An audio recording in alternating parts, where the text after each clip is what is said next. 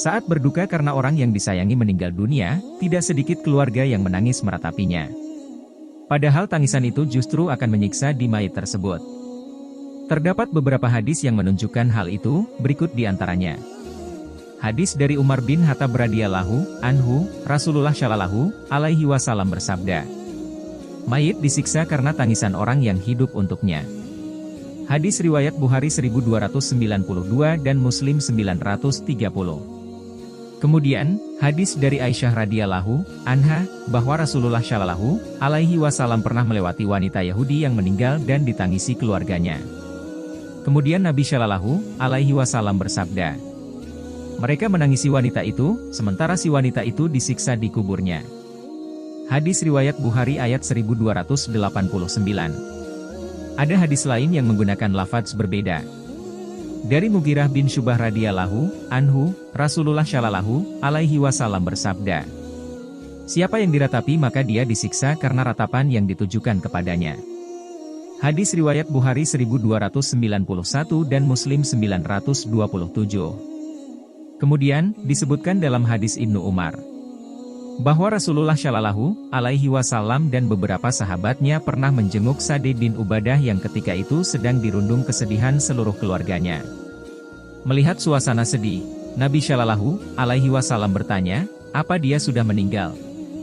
Belum, ya Rasulullah, jawab keluarganya. Kemudian Nabi shallallahu alaihi wasallam menangis. Para sahabat pun ikut menangis. Kemudian Nabi shallallahu alaihi wasallam bersabda, tidakkah kalian mendengar, bahwa Allah tidak menyiksa disebabkan tetesan air mata atau kesedihan hati? Namun Allah menyiksa atau merahmati disebabkan ini, beliau beri syarat ke lisannya. Sesungguhnya mayit disiksa disebabkan tangisan keluarganya kepadanya. Hadis riwayat Bukhari 1304 dan Muslim 924.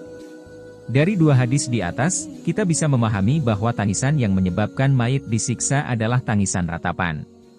Tangisan sebagai ungkapan tidak terima dan tidak ridha terhadap takdir dan keputusan Allah. Bukan tangisan karena kesedihan semata. Karena menahan tangisan kesedihan, di luar kemampuan manusia. Sampai pun Rasulullah shallallahu alaihi wasallam, beliau tidak bisa menahan bentuk tangisan itu. Makna semacam ini, sesuai dengan hadis yang diriwayatkan dari Abu Musa al-Asy'ari radhiyallahu anhu, bahwa Nabi shallallahu alaihi wasallam bersabda, ketika ada orang yang mati, kemudian keluarga yang menangisinya itu meratapinya dengan mengatakan, duhai sandaran hidupku, duhai pahlawanku, atau semacamnya, maka Allah menyuruh malaikat untuk mendorong-dorong dadanya sambil ditanya, apa benar kamu dulu seperti itu? Hadis riwayat Tirmidzi 1003 dan dihasankan Al-Albani. Kalimat semacam ini, wahai pujaanku kenapa kau tinggalkan aku, pahlawanku, sandaran hidupku, dan seterusnya.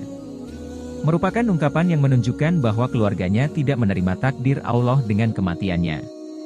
Sehingga hukuman yang diberikan Allah adalah dia dipukuli malaikat, sambil dihina dengan pertanyaan, apa benar kamu seperti yang diucapkan orang itu? Mengapa mayit ikut disiksa? Permasalahan berikutnya, mengapa mayit turut disiksa karena tangisan mereka yang hidup? Padahal dia tidak melakukan kesalahan apapun.